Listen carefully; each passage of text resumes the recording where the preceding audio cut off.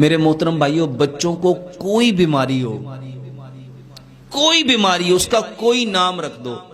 ہمارے معاشرے میں تو یہ آٹزم ہے، یہ سی پی چائلڈ ہے، اس کا برین پراپر بنا نہیں ہے، اس کے دماغ کو آکسیجن زیادہ نہیں ملی، یہ رویا نہیں تھا. میرے محترم بھائیوں، بچوں کو کوئی بیماری ہے، ماں باپ کے وضو اور غسل کے پانی سے اس کو غسل دو.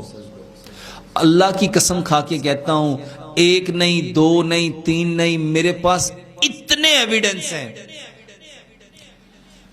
واللہ بچے ایسے ٹھیک ہوتے ہیں جیسے میجک نہیں ہوتا، جادو. میرے پاس ایک بچہ آیا، وہ اپنی ماں کے بالوں کو ایسے پکڑ کے نا، ایسے لپیٹ کے ایسے کھینچتا تھا. سوتی ہوئی، وہ سوئی ہوئی ہے اور اس نے بالوں کو لپیٹنا ہے اور اس کو جھنجھوڑ کے رکھ دینا ہے.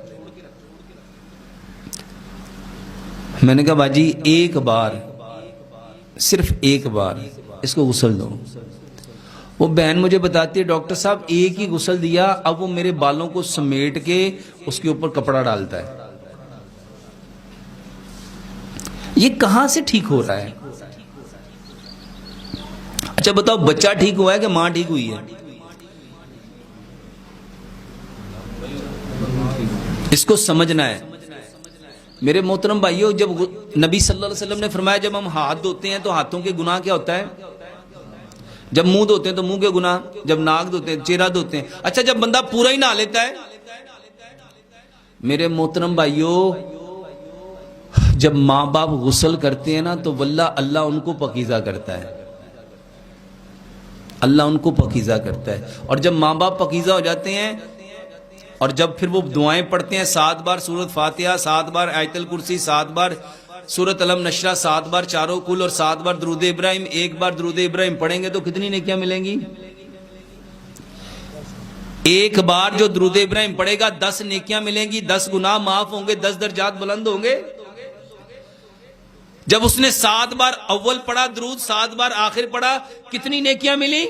اس کے گھر میں بیماری، اور بیماری تو کسی سبب کی وجہ سے آئی تھی، وہ تو پاکیزہ کرنے آئی تھی. لیکن ہماری بدقسمتی، ہم دوائیاں گھر میں لے آئے. ہم نے بیماری سے پاکیزگی چاہی کہ دوائی چاہی؟ ہم ڈاکٹر کے پاس جا کے کیا کہتے ہیں کہ اس کا علاج کرو، یا کہتے ہیں دوائی دو؟ 90% بلکہ 95% لوگ کہتے ہیں ڈاکٹر صاحب یہ قصے کہانیاں نہ سناؤ، صرف دوائی بتایا کرو.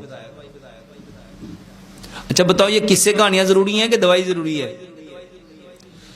یہ دوائی کھاؤ گے تو بیماری ایک حالت سے نکل کے دوسری حالت میں چلی جائے گی، جس کو سمپٹمیٹیکلی ٹریٹمنٹ کہتے ہیں. اور ہمارے معاشرے میں سمپٹمز کے اکارڈنگ علاج کیا جا رہا ہے.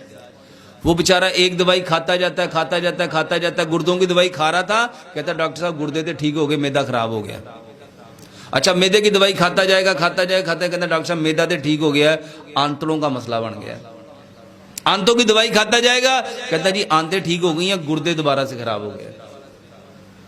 کیا ایسا ہو نہیں رہا؟ میرے محترم بھائیوں، ایسا پتہ ہے کیوں ہے؟ کیونکہ ہم نے بیماری کا اصل سبب جاننا چھوڑ دیا. اس بچے کو ماں باپ کے وضو اور غسل کے پانی سے غسل دو، بہترین علاج.